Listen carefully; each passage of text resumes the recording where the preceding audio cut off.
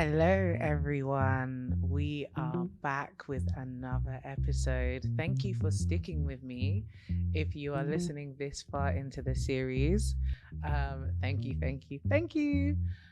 Okay, so if you're new here, I'm your host, Olaoluwa, and this is the At Home With Me series.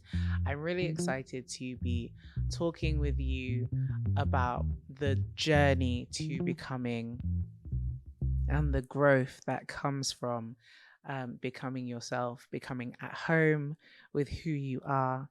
And this episode is kind of going to be talking about where our productivity and who we are comes from.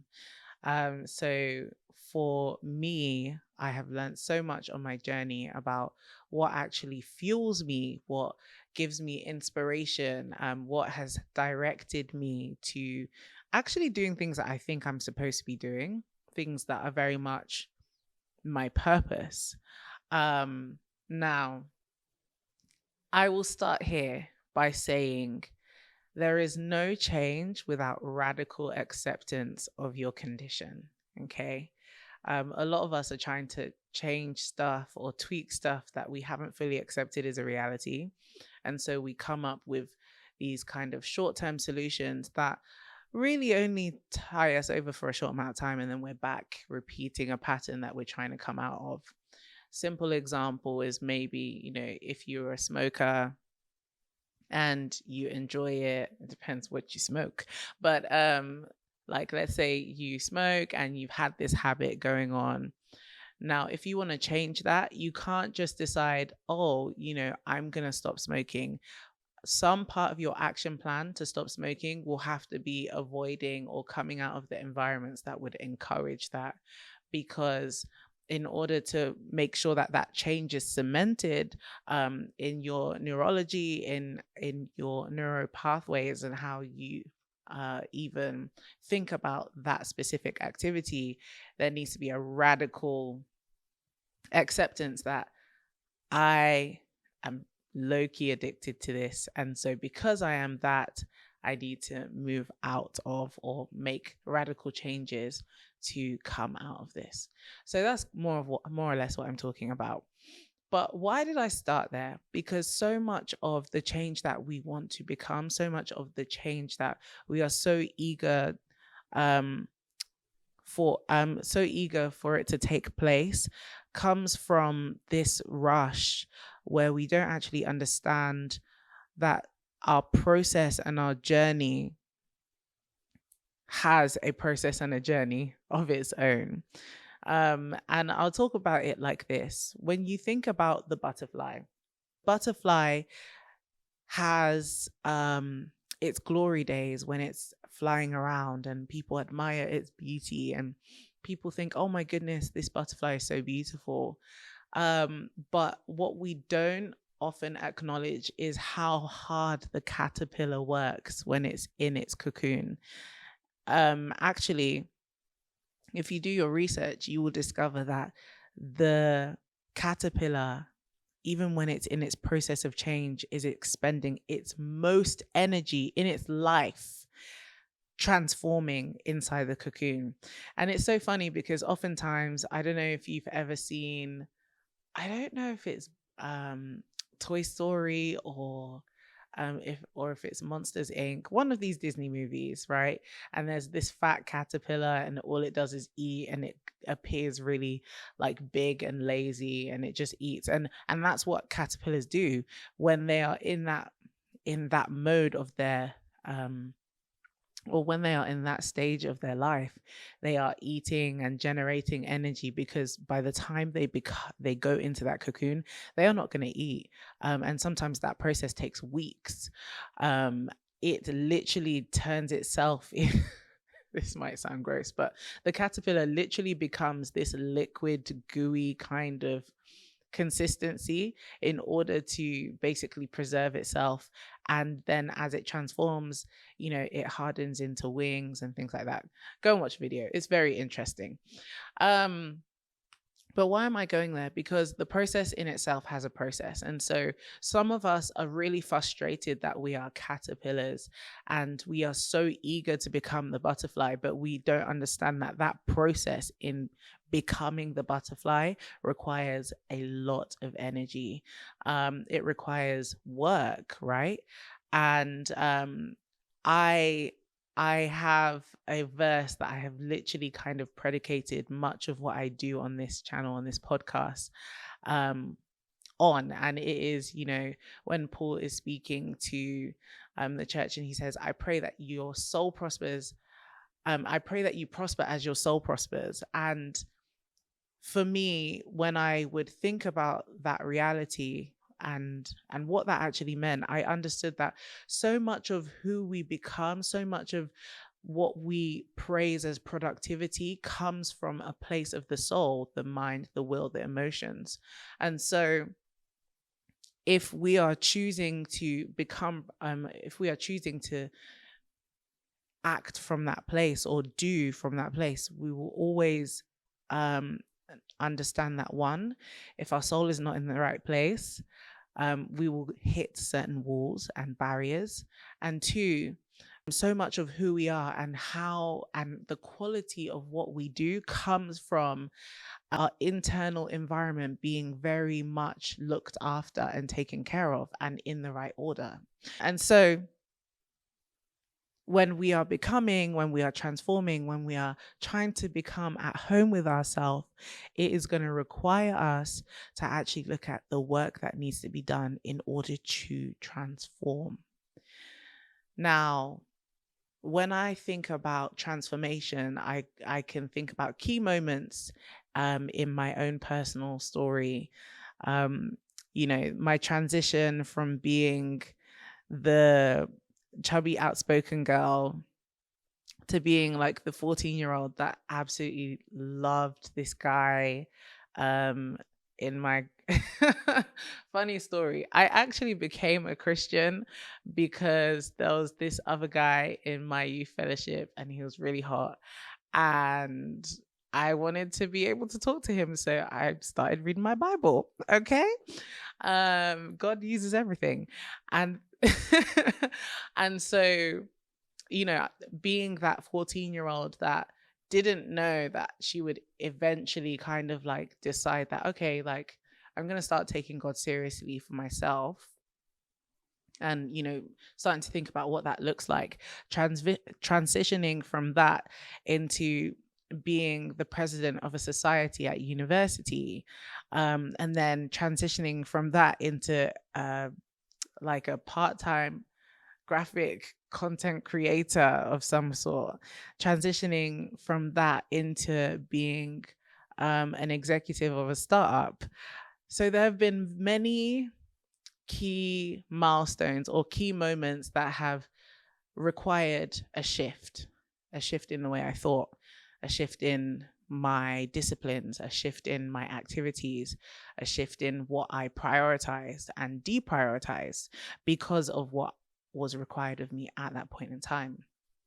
And at every stage, I kid you not, including, if you didn't listen, including in episode 2 when I was talking about, labels and being borderline depressed, even though there was so much good happening for me. I realized that every key moment, every key shift in my function, every key shift that has required a different kind of productivity from me, has been met with some form of internal challenge, with some form of internal work that takes a lot of energy.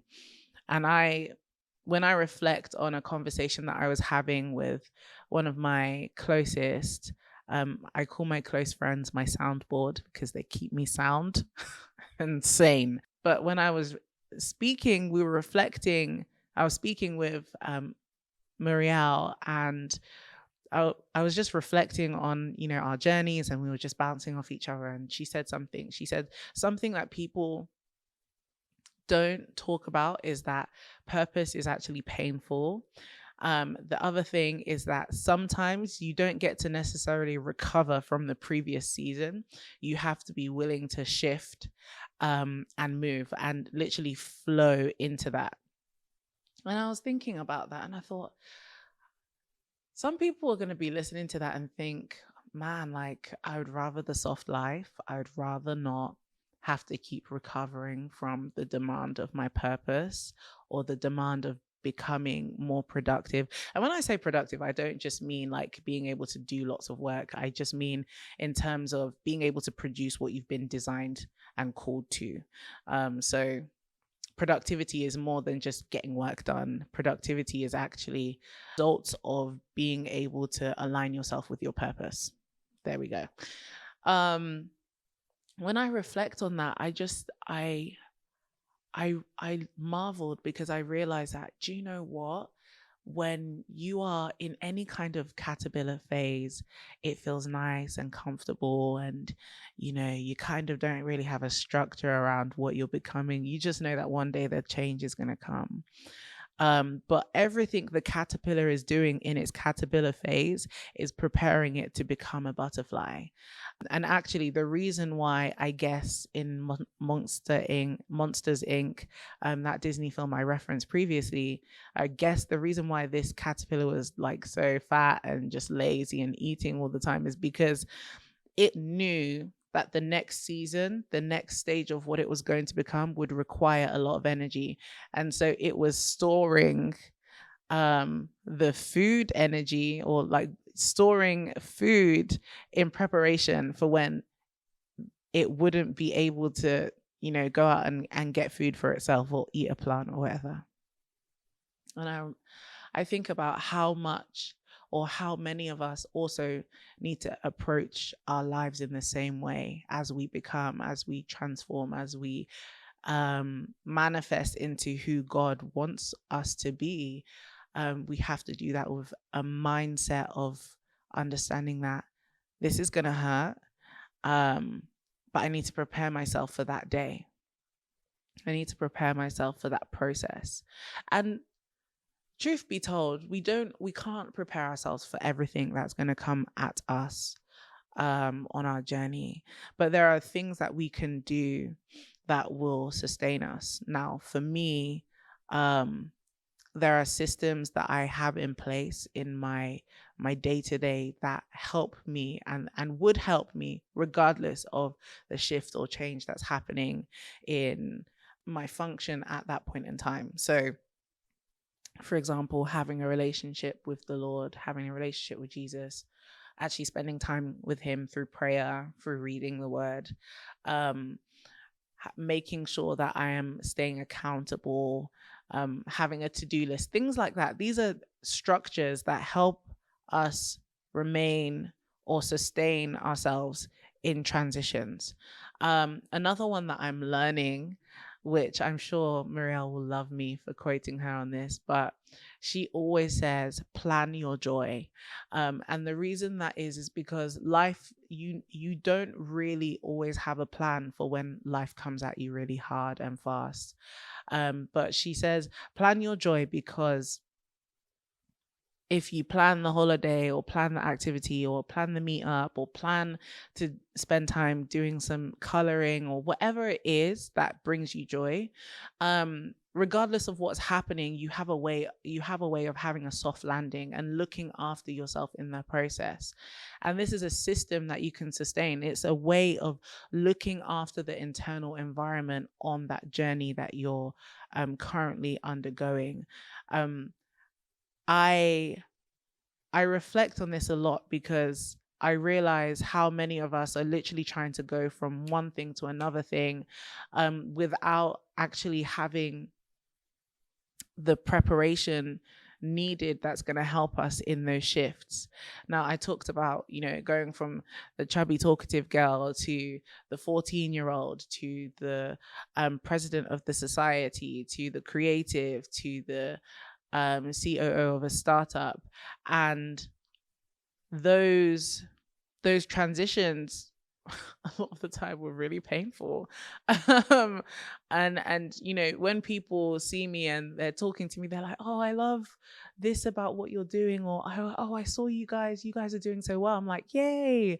But at the same time, I know that what preceded that was like birthing pangs. It was painful to transition into those things, but um there I have learned to build systems or scaffolding around my life that literally helps me stand during those seasons.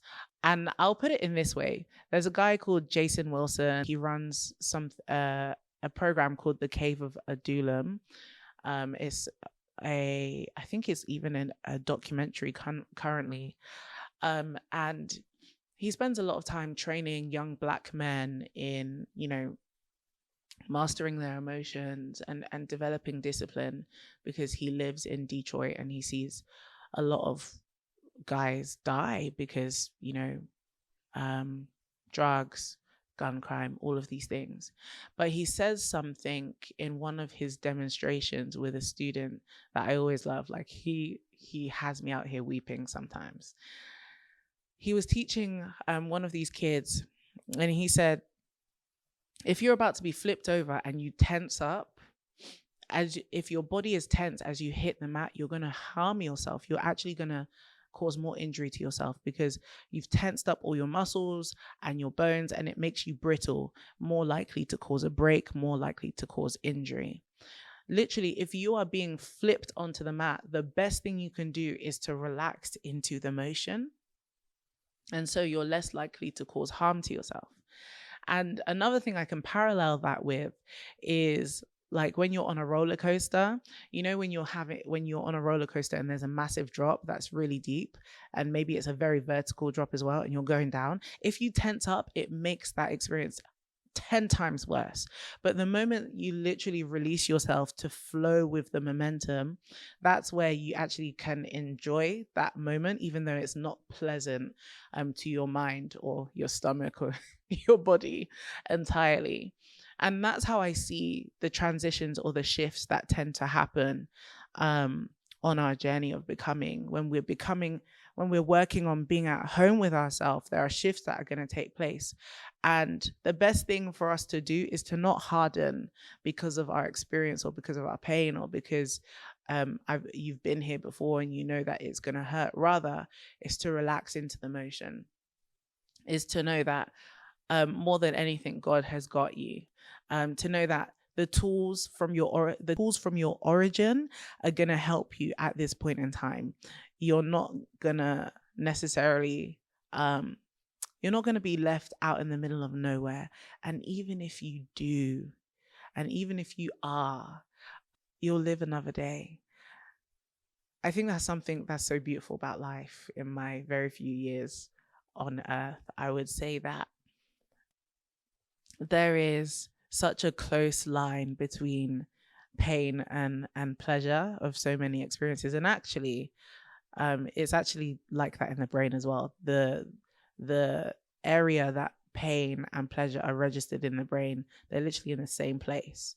So sometimes for us, it's to learn to fall into or lean into the things that are hard in those transitions so that we can actually gain joy out of it, so that we can actually gain a level of happiness out of it.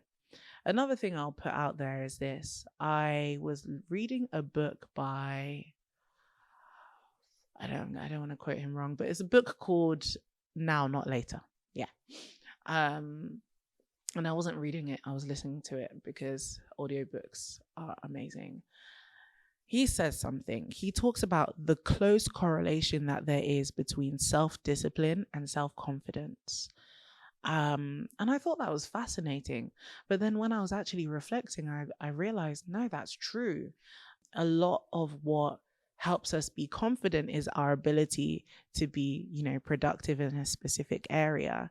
And our ability to be productive in a specific area is hinged upon certain things like consistency, discipline.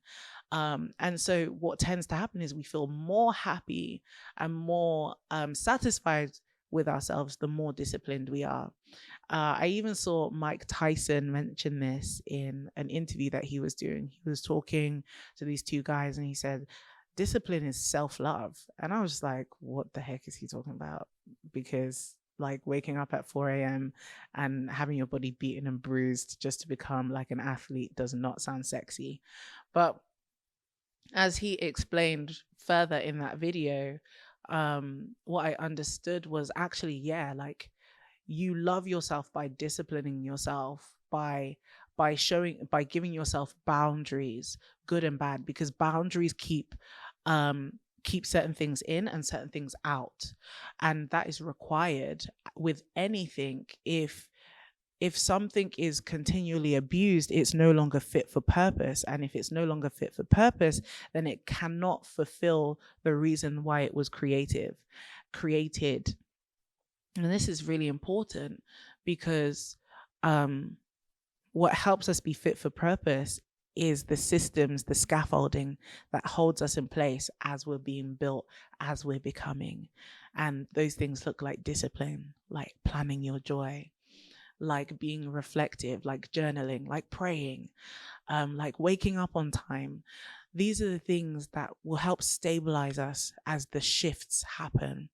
They help ground us. And this is so important.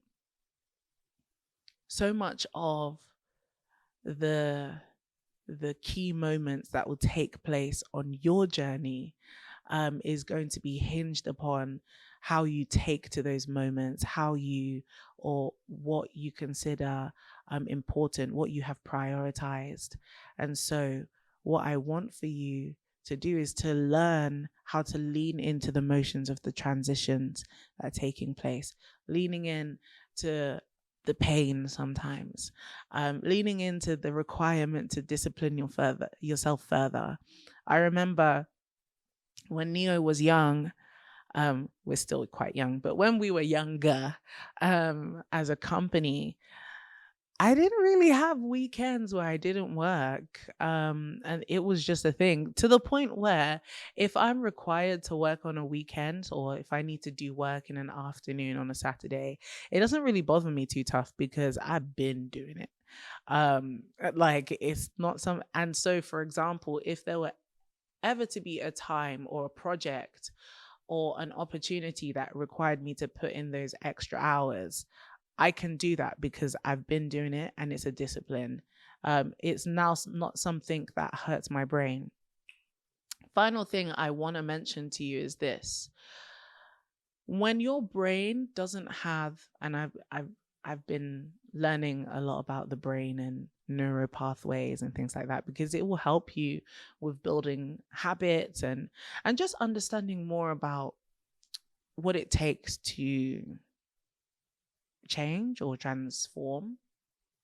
When your brain doesn't have a neuro pathway or has no prior data or experience doing a certain thing, it immediately builds a level of resistance or a protective measure, either through anxiety, stress, or through avoidance by just, looking towards doing the easiest thing or looking for the easiest way around getting to a solution.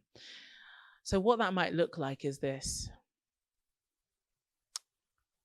You might be someone who has had this idea for years and years and years, but you're always getting to a point where you start to think about it and then it gets hard. And so you stop and you give up. Now your brain has created a pattern or a neural pathway of whenever something gets hard to this degree, in this way, on this topic, we stop and we find a distraction, or we stop and we check out, or we experience such high levels of anxiety that it's unbearable. And so the body literally needs to take over, right? Now, this is where we need to actually apply our support systems or boosters in order to help us. Because a lot of the time, our biology is just trying to keep us safe, trying to keep us alive and living, even though we don't really evolve or adapt in the same ways as we have previously um, over the years as human beings have evolved and existed. The brain still has some of these biological wirings in place. And so when you begin to experience that pushback, don't just give up, don't just quit on what it is that you're thinking about. Press into that, because you need to teach your brain that, okay, it's okay for us to go near this thing that appears like a form of risk. It's okay to be afraid of this thing and still approach it and still engage to our benefit, because we know that the other side, as long as it's not going to cause, blood and broken bones, like, you'll actually be fine. And it's important to train your brain to be able to do that, to be able to see a challenge or experience a challenge and not check out or not look for a distraction. And I am currently in this place. I am having to, feel certain emotions and still push past it. And I feel like wherever you are on your journey, you will experience different dimensions of these things in a different way, because it's not that I didn't learn this in previous seasons, I just didn't learn it in this way. Like, for example, me sitting in front of a camera and recording my voice for this podcast and pushing myself to do it, because I know that it's not going to kill me. And if you've ever seen Hangover 2, when they're in Thailand, but did you die? Did you? No, you didn't. So the brain is a very powerful tool when we understand how to program it and how to put it to use for ourselves. And I genuinely believe that the height of our productivity, which is, being able to walk as closely to our design and our function as possible, the height of that is hard work. It's not just going to be this natural thing that happens. And many of us stop at the level of talent. We have skills that are, great, because you do something that the average person does not do in a very unique way. Many of us do not spend time actually challenging that skill and perfecting it. We just think natural talent is sufficient, and it isn't. And I learned this in the first 2 years of being in business, that my natural talent was only going to take me so far.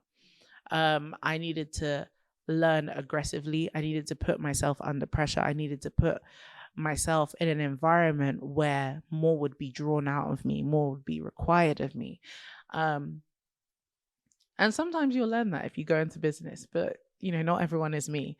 But I felt like those years really taught me to make a greater demand, not just on my talent, but to train what was inside of me for transitions, for productivity. So that is my third episode. I'm feeling very proud of myself, and I'm so happy that you guys are tuned in.